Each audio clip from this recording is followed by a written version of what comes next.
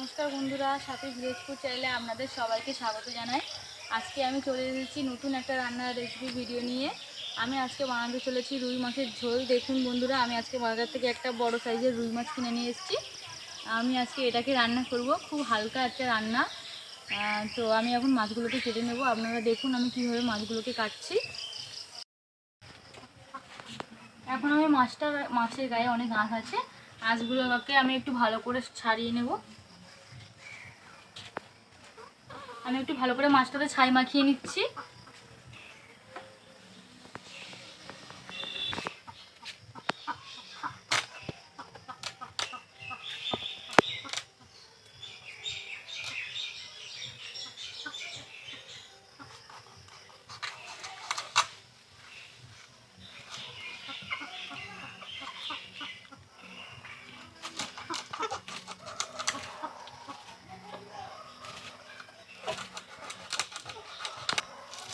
আমি এখন আঁশগুলোকে একটু ভালো করে ছাড়িয়ে নিচ্ছি। আজকে আমি খুব হালকা বলেছিলাম যে আমি আজকে খুব হালকা একটা রান্না করব। তো আমি আজকে এই রুই মাছটাকে পেঁপে ও কাঁচকলা দিয়ে রান্না করব, একদম সবই গাছের দেশি। আপনারা ভিডিওটা দেখুন আমি কিভাবে রান্নাটা করছি, কী কী উপকরণ দিয়ে রান্নাটা করছি।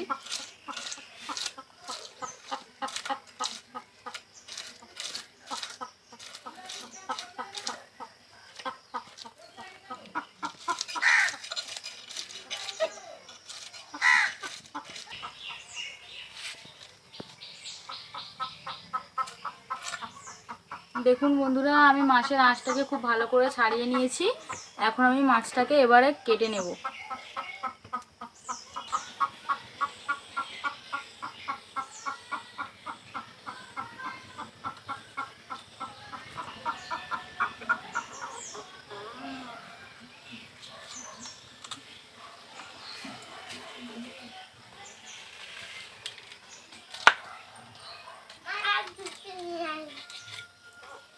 দেখুন বন্ধুরা, মাছের মধ্যে যে ফুলটা থাকে, ফুলটা একদম লাল, একদম টাটকা মাছটা।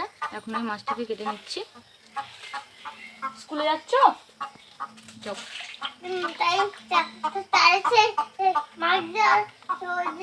যাও, মাছ ঠাম্মা কাছে বল, ঠাম্মা কাছে বল।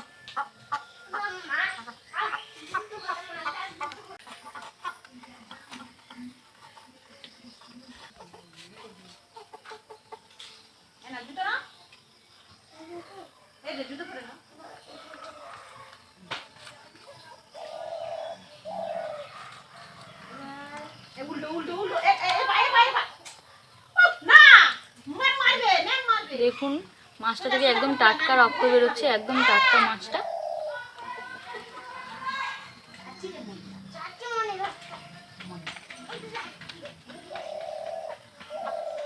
এই দেখুন বন্ধুরা, মাছের পেটের মধ্যে ডিম হয়েছে।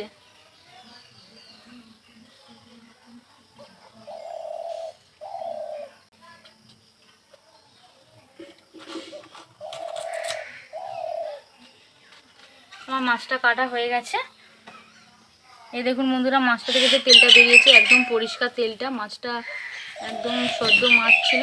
আমি এখন মাছগুলোকে একটু সুন্দর করে ধুয়ে নেব।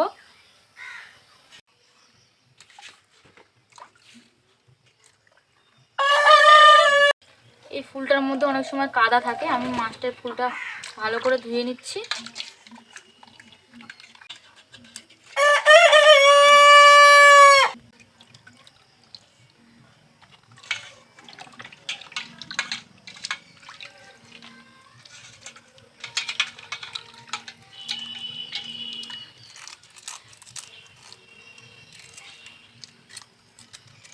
আমার মাছগুলোকে ধোয়া হয়ে গেছে। এখন আমি সবজিগুলো কেটে নেব।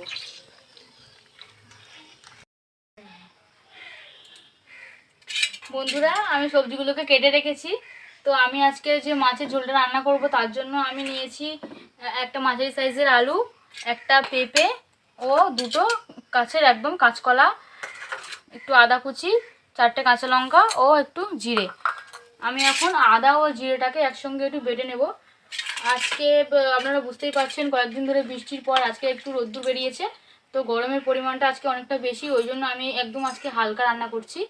এই রান্নাটা স্বাস্থ্যের পক্ষে খুব ভালো, এবং পেঁপে ও কলাটা স্বাস্থ্যের পক্ষে খুবই ভালো এবং অসুস্থ মানুষদের পক্ষে খুব ভালো।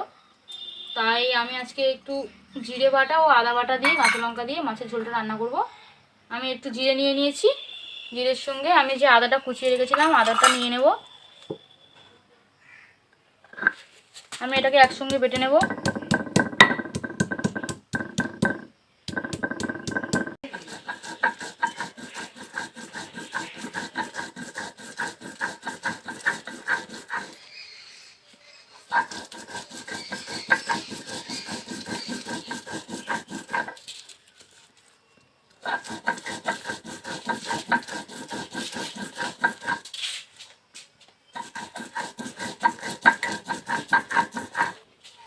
বড় ঢোলা আছে ওটাই।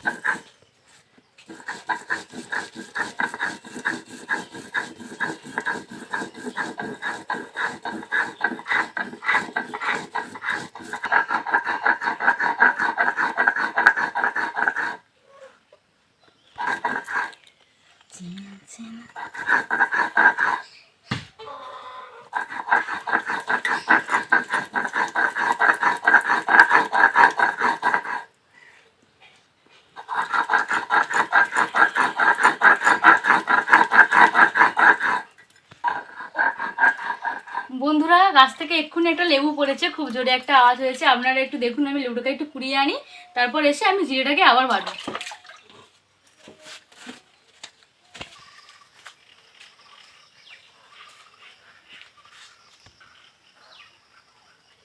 বন্ধুরা দেখুন, কত বড় সাইজের একটা লেবু পড়েছে গাছ থেকে। এই যে গাছটা রয়েছে, এই গাছটা থেকে লেবুটা পড়েছে। দেখুন গাছে এখনো অনেক লেবু হয়ে আছে, বড় বড় লেবু। ওইদিকে অনেকটা লেবু হয়ে আছে বড় বড়। তো আমি লেবুটা কুড়িয়ে নিয়েছি, এখন বাড়ির দিকে আবার যাওয়া যাক দুটি জিরেটা বাটার জন্য। তো এবার আমি আমার জিরেটা বেটে নিই।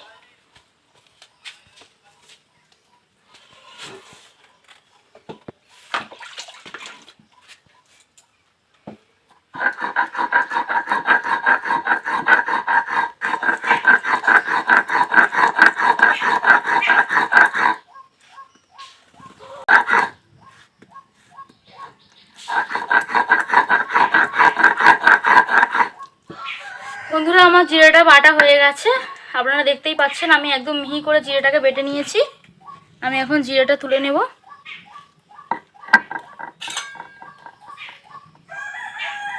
এই যে বন্ধুরা দেখুন, আমি জিরেটাকে একদম মিহি করে বেটে নিয়েছি। এখন আমি রান্নাটা শুরু করে দেব।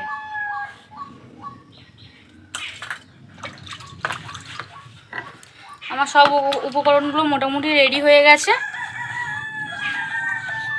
আমার কড়াটা গরম হয়ে গেছে, আমি এখন কড়ার মধ্যে একটু সাদা তেল দিয়ে দিচ্ছি মাছটাকে ভাজার জন্য।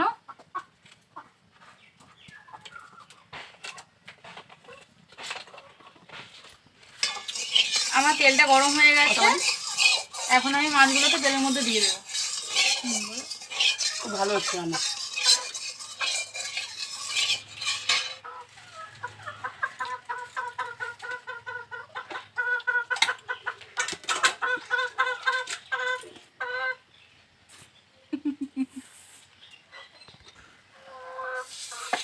তারা বার খাচ্ছি তালের বড়া এবারে হবে আবার। আর ই করবো, একদিন তালের পিঠে করো। হ্যাঁ ঠিক হয়ে যাওয়া উঠবো। এখন আইটেম আনবো, এক অল্প করে করবো, দুটো করে খাবো। এখন আমি মাছগুলোকে একটু উল্টে দিচ্ছি। মাছগুলো পেটে অনেক ভালো।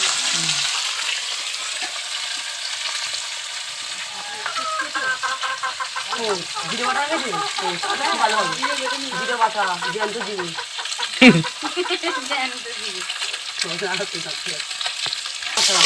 আমার তো এটা ভালো লাগে, বিচার দিয়ে। আমার মাছগুলো ভাজা হয়ে গেছে, এখন আমি মাছগুলোকে তুলে নিচ্ছি।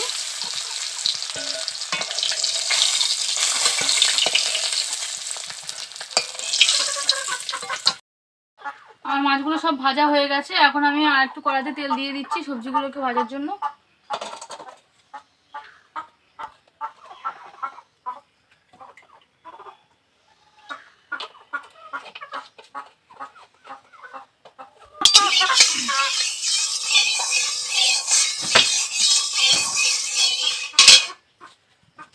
আমার তেলটা একটু গরম হলে আমি তেলের মধ্যে 5 ফোড়নটা দিয়ে দেব।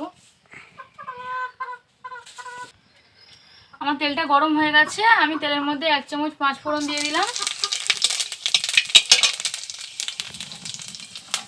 ও আমি 4টে চেরা কাঁচা লঙ্কা দিয়ে দিচ্ছি। আমি এখানে পেঁয়াজ দেব। আমি এর মধ্যে কেটে রাখা আলুটা দিয়ে দিলাম।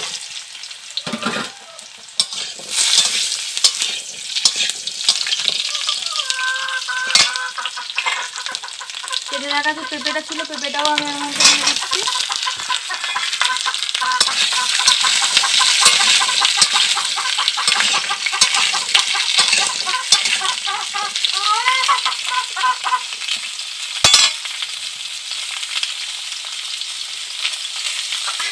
কেটে রাখা কলাটা আমি এর মধ্যে দিয়ে দিচ্ছি। এগুলোকে আমি একটু ভালো করে ভেজে নেব।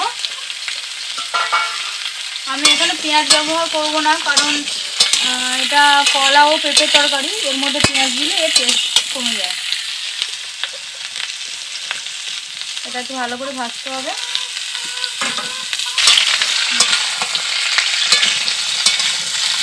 আমি এটাকে একটু ভালো করে ভেজে নেব, নাহলে কাঁচা কাঁচা একটা গন্ধ থেকে যাবে।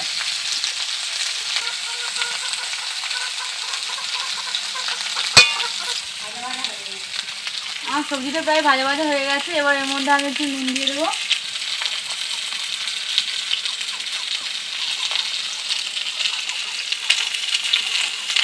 আমি 2 চামচ নুন দিয়ে দিচ্ছি।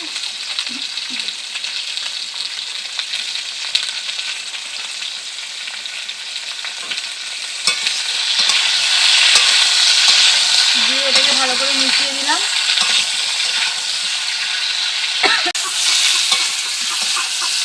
এখন আমি এর মধ্যে একটু হলুদ দিয়ে দেবো।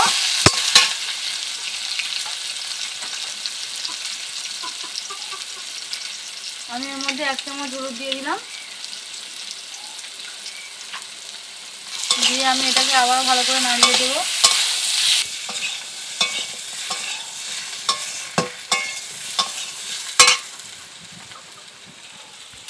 আমার সবজিগুলোকে খুব ভালো করে কষানো হয়ে গেছে।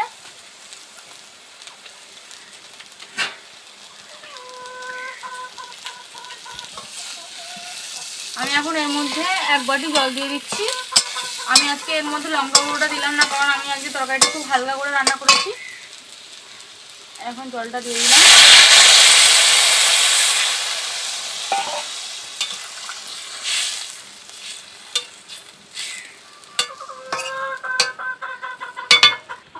এখন আমি তরকারিটা একটু ঢাকা দিয়ে রাখবো। তরকারিটা একটু ফুটবে অনেক। এখন আমি ঢাকাটাকে খুলছি।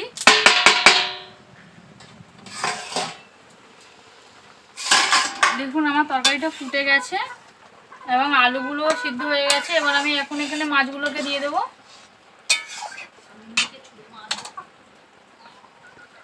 আমি এখন এর মধ্যে মাছগুলোকে দিয়ে দিচ্ছি।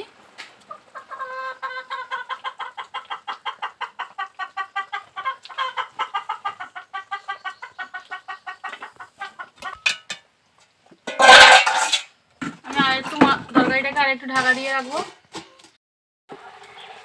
আমি ঢাকাটাকে খুলেছি। এখন আমি যে আদা আর জিরে একসঙ্গে বেটে রেখেছিলাম, এখন আমি এই পেস্টটাকে তরকারির মধ্যে দিয়ে দেব।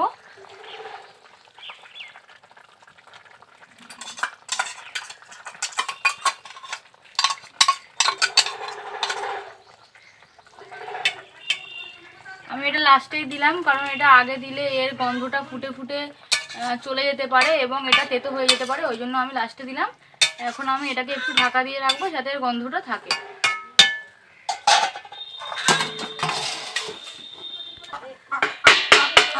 আমি তরকারিটাকে খুলছি। এখন আমি তরকারিটাকে নামিয়ে নেব। আমার তরকারিটা কমপ্লিট হয়ে গেছে।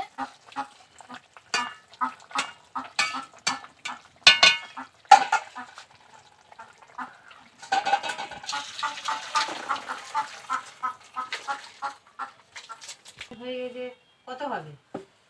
কী কী উপকরণ দিয়ে রান্নাটাকে করলাম, এবং এই রান্নাটা খুবই স্বাস্থ্যকর। আপনারা বাড়িতে অবশ্যই ট্রাই করে দেখবেন, রান্নাটা খুবই ভালো লাগবে।